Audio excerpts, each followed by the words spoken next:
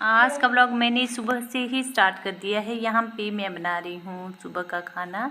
यहाँ पे मैंने भिंडी कट कर के रखी हुई है और मैंने प्याज भी कट कर दिया है और यहाँ पे आग जल चुकी है। और यहाँ पे नक्शू अपनी बड़ी मम्मा के पास था तो वीडियो कॉल कर रखी है सुबह सुबह उसने और बातें कर रहा था मेरे साथ। तो यहाँ पे तेल गर्म हो चुका था तो मैंने इसमें डाल दी है मेथी दाना और धनिया और डाल दिया है मैंने इसके अंदर प्याज। और जो भिंडी मैंने कट की है वो लंबे लंबे टुकड़े होते हैं उस तरीके से कट करके रखी हुई है मैंने भिंडी। मैं इसको तड़का सिंपल तरीके से दे रही हूँ, बस मैंने तेल थोड़ा सा ज़्यादा डाला है क्योंकि जब हम लंबे टुकड़े में कट करते हैं भिंडी को तो तेल ज़्यादा लगता है। और इस तरीके से मैं इसके अंदर डाल रही हूँ। बहुत ही ज़्यादा टेस्टी बनती है इस तरीके से बनाओगे अगर आप तो देख सकते हो मैंने इस तरीके से कट की है लंबे लंबे टुकड़ों में और पीछे भी इसको कट करके रखा हुआ है। बहुत ही ज़्यादा टेस्टी बनती है अगर आप इस तरीके से बनाएंगे तो आप इस तरीके से ज़रूर ट्राई कीजिएगा जिस तरीके से मैंने बनाई है लंबे टुकड़ों में कट करके।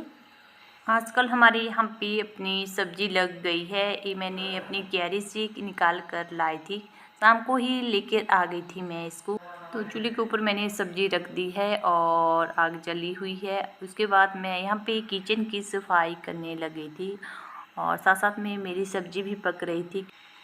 किचन में मैंने झाड़ू पहले दे दिया था, अब मैं यहाँ पे पोछा लगा रही हूँ क्योंकि यहाँ पे हम चूल्हे के ऊपर खाना बनाते हैं और जो बर्तन रखते हैं यहाँ पे हर रोज़ काला हो जाता है तो यहाँ पे डेली देना पड़ता है पोछा जहाँ पे मैं बर्तन रखती हूँ। और किचन में मैं हर दूसरे या तीसरे दिन पोछा लगाती हूँ क्योंकि मुझे टाइम ही नहीं लगता है पोछा लगाने में। बच्चों की पढ़ाई भी होती है और जो मेरे बच्चे हैं वो अभी बहुत छोटे हैं तो उनका सारा काम करना पड़ता है। और गाय के लिए घास वगैरह गांव में बहुत ज़्यादा काम होते हैं जिससे हम हर रोज़ अपने घर में पोछा वगैरह नहीं दे सकते। तो सब्ज़ी भी मेरी पक चुकी है और यहाँ पे किचन की सफाई भी हो गई है और मैंने पानी रख दिया है गर्म होने के लिए। तो हमारे यहाँ पे इस तरीके के बर्तन में पानी गर्म करते हैं। किचन का काम मेरा ख़त्म हो गया है और मैं निकल गई हूँ अब बाहर। तो हमारे यहाँ पे शाम से ही बारिश स्टार्ट हो गई है और जो लोग हैं जिनके अभी धान लगाने को बाकी है तो उन्होंने अपने खेत को तैयार कर दिया है धान लगाने के लिए। सामने एक खेत है तो उन्होंने सुबह ही तैयार करके रख दिया है क्योंकि इन्होंने पास वाले जैसे इनका मकान है तो वहाँ पे उन्होंने टैंक वगैरह भी बनाया हुआ है और कुछ जो सड़क होती है उसका पानी इकट्ठा किया है क्योंकि धान के लिए पानी की ज़रूरत होती है। तो इस तरीके से उन्होंने सुबह ही कर दिया है और अब उसको तैयार कर दिया है। अभी बारिश लगी है, जब बारिश हल्की हल्की कम हो जाएगी तो वो वहाँ पे धान लगाना स्टार्ट कर देंगे। और बारिश की बहुत ज़्यादा ज़रूरत थी तो आज फाइनली बारिश हो गई है और जो हमारे मक्के के खेत हैं वो अच्छे दिख रहे हैं। आज मैं दिखाती हूँ यहाँ से आपको। तो सामने वाला खेत है हमारे यहाँ पे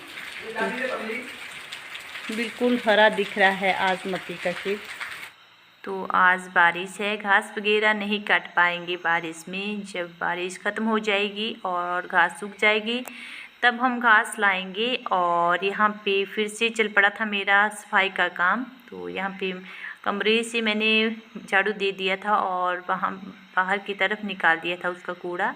तो इस तरीके से यहाँ पे मेरा यहाँ का काम भी ख़त्म हो गया था। और यहाँ पे मैं आपको दिखाती हूँ है यहाँ पे उन्होंने हमारे घर की जो छत होती है वहाँ पे इस तरीके से बना दिया है और काटती भी है, बहुत तेज़ काटती है। यहाँ पे देख सकती हूँ किस तरीके से बनाया है और कितनी ज़्यादा मधुमक्खियाँ हैं यहाँ पे। उसके बाद मैं आ गई थी नीचे वाले कमरे में। यहाँ पे मैंने इस तरीके का मैट बिछा कर रखा होता है क्योंकि जो नक्शू है वो बेड के ऊपर बैठता है और जब वो लिखता है जो पेंसिल होती है उसको बार बार साफ करता रहता है और जो उसके छिलके होते हैं उनको बेड के ऊपर फेंक देता है। इसलिए मैं उनके लिए इस तरीके से मैट बिछा कर रखती हूँ। और मैं यहाँ पे दिखा रही हूँ जो हमारे बेड है यहाँ पे लाइट भी जलती है तो मैंने यहाँ पे लाइट जला दी है। और कभी कभी मैं इस तरीके से बेड की लाइट जला देती हूँ क्योंकि अच्छी लगती है रूम के अंदर इस तरीके से लाइट। और मैंने बेडशीट वगैरह पहले झाड़ कर रख दी थी और मुझे यहाँ पे झाड़ू देने को ही बचा हुआ था, तो यहाँ पे मैं झाड़ू लगा रही हूँ। आजकल नक्शु यहाँ पे नहीं है। जिस दिन मैं शादी को गई थी घर को ससुराल अपने, तो उस दिन वो अपनी बड़ी मम्मा के पास रुक गया था और अभी तक नहीं आया है। जब वो यहाँ पे होता है तो वो बहुत ही ज़्यादा गंदगी डालता है। एक तरफ को मैं सफाई करके जाती हूँ तो दूसरी तरफ को वो उसी तरह फैला कर रख देता है जिस तरीके से उसने पहले फैला कर रखा होता है। सफाई करने का मेरा कोई फ़ायदा नहीं होता है। और यहाँ पे ये जो पंखा रखा हुआ है टेबल के ऊपर, जो छत वाला पंखा है वो यहाँ पे ख़राब हो गया है, क्योंकि जब भी उसको ठीक करवाते हैं और बारिश वगैरह होती है, बिजली वगैरह चमकती है और उसकी वो बिजली पता नहीं क्या होता है, उस पंखे से आवाज़ ऐसी आ जाती है और वो पंखा हमेशा ख़राब हो जाता है। तो उसकी वजह से हमने इस तरीके का टेबल फ़ैन रखा हुआ है। उसके बाद मैं आ गई थी दूसरे रूम में और यहाँ पे मैं झाड़ू दे रही थी और बेडशीट वगैरह मैंने पहले साफ़ करके रखी हुई है। बस मुझे झाड़ू देने का ही काम बचा हुआ है।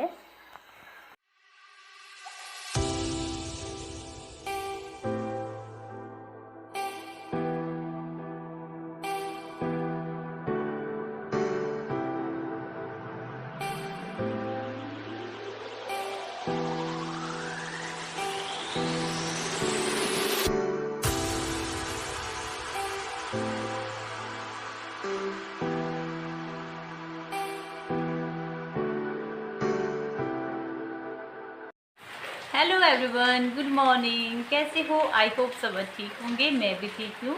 स्वागत है आपका मेरे YouTube channel SP blog Lalita Thakur में। तो मेरे घर की सफाई हो चुकी है, अब मैं आपसे थोड़ी देर बात कर लेती हूँ।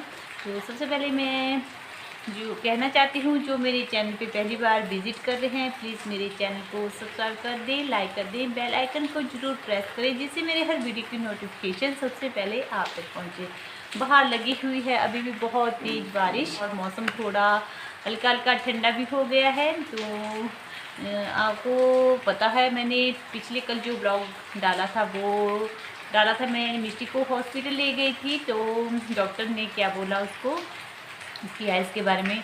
तो डॉक्टर ने बोला है कि जैसे उसकी आइज़ रेड थी और स्वेलिंग वगैरह भी थी। तो डॉक्टर ने बोला कि डरने की कोई बात नहीं है। तो जैसे ऑनलाइन क्लासेस चलती है, तो जैसे बच्चे फ़ोन की तरफ देखते रहते हैं तो उसकी वजह से भी हो सकता है। तो ज़्यादा बच्चों के पास जैसे क्लासेस चलती है तो ज़्यादा ध्यान फ़ोन की तरफ ना दें और उसकी तरफ दें। तो ऐसा बोला डॉक्टर ने। तो अगर फिर दवाई वगैरह दी है उन्होंने, अगर ठीक नहीं हो गया तो फिर से चेक करवाने के लिए जाएंगे। तो मैंने उसको दवाई लगाई है और पीने के लिए भी दी है, जिसकी वजह से उसकी जो रेडनेस है आइज़ में वो ठीक हो गई है और स्वेलिंग भी कम हो गई है। तो यहाँ पे मैं आपको दिखाती हूँ, जो नाशपाती होती है, एक नाक बोलते हैं हमारी लैंग्वेज में, नाशपाती खुरदरी होती है और जो नाक होती है वो प्लेन होती है।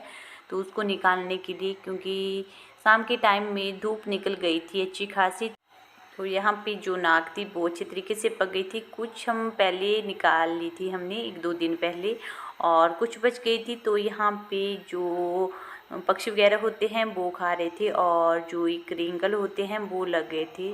तो निकालने में बहुत ज़्यादा मुश्किल हो रही थी। यहाँ पे तो पेड़ था वो छोटा जैसा था, इस तरह के पेड़ में पिए लगे होते हैं बहुत सारे फूट गुच्छे की लगे हुए तरह। थे, जो नाक होती है बहुत ज़्यादा लगी हुई थी।